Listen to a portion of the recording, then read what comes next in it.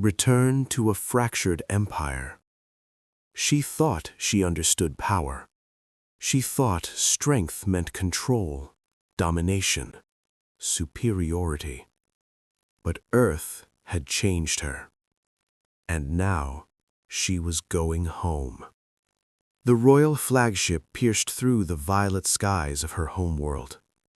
Towering cities of silver and obsidian stretched endlessly beneath her. Unchanged, yet no longer familiar. Princess Aelyra stood in silence, not as a conqueror, not as a ruler, but as someone uncertain. Princess, I used to believe this place was perfect. Now, I only see what's missing. Behind her stood Commander, human, the same man she once paraded in chains. Now, her equal. Commander, you don't have to go through with this alone. She didn't respond, because for the first time in her life, she didn't know if she could win. The royal court awaited. Hundreds of nobles, generals, advisors, all watching, all judging. And at the center, the High Regent, the one who orchestrated the betrayal, the one who tried to eliminate her. Regent, Princess Aelyra returns. No applause, only silence. Heavy, hostile. Regent, you were sent to observe a primitive species, yet you return accompanied by one. Commander stood firm, unarmed, unafraid. Princess stepped forward. Princess, humanity is not primitive. They are evolving in ways we never have. The court erupted in laughter, mocking, cruel, noble. They eat for pleasure. They argue over beliefs.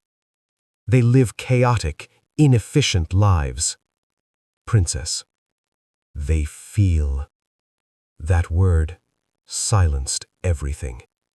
Princess, they choose, they grow, they adapt, not because they are controlled, but because they are free. Regent, freedom is weakness. Princess, no, it's why they survive. The argument didn't end in resolution. It ended in division. And division invited something far worse. Alarm sounds echo faintly. A transmission interrupted the court. Urgent, encrypted, unavoidable. A massive fleet had entered the outer territories. Not theirs, not allies. Something older. Something relentless. Commander Officer, they are advancing toward the outer colonies. Trajectory suggests Earth. The word echoed like a shockwave. Princess froze. Commander looked up. Commander, under his breath, of course. The council convened immediately, but unity was gone. General, we fortify our borders. Advisor, we let the invaders weaken the outer systems first. Princess, Earth will be destroyed. Regent, then it will serve its purpose. Commander stepped forward. Commander, billions of lives aren't a purpose. Regent, cold smile. To us, they are variables. That was the moment everything became clear.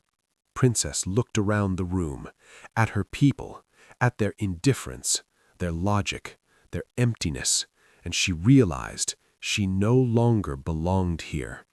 Later, alone in a quiet chamber, Princess stood looking out over her world. Commander approached. Commander, you don't have to choose us. She turned to him. Princess, I already did. I just didn't admit it until now. Commander, if you help Earth, you're turning against your empire. Princess, if I don't, I'm turning against everything I've become. Princess didn't ask for permission. She took action. Loyalists, few but devoted, rallied behind her. Ships were seized, codes overridden, communications hijacked. A message broadcast across the empire. Princess, we were taught that control is strength, but we are wrong. Strength is understanding. Strength is choice. And today, I choose to protect life. Back on Earth, panic spread quickly. Governments mobilized, cities prepared. But something unexpected happened. People didn't just fear, they united. Strangers helping strangers, engineers building defenses, pilots volunteering, families holding each other tighter. Commander watched it all from orbit. Commander, this is what you saw. Princess, no, this is what I learned to see. The alien fleet arrived, massive, endless, darkening the sky. Their weapons ignited the atmosphere itself. Earth's defenses responded, but they were outmatched. Then, a flash, a fleet jumping in, Princess's fleet, outnumbered, outgunned, but unyielding. Princess, all ships hold formation. We do not fight for victory, we fight for them. The battle raged, losses mounted, ships fell, friends gone in moments. Commander piloted alongside her. Commander, we can't hold them. Princess scanned the battlefield. Then she saw it. The enemy's command vessel. Massive, protected, but vulnerable from within. Princess, there's one way. Commander, no. She looked at him, not as a princess, not as a leader, but as someone human. Princess, you showed me what life means.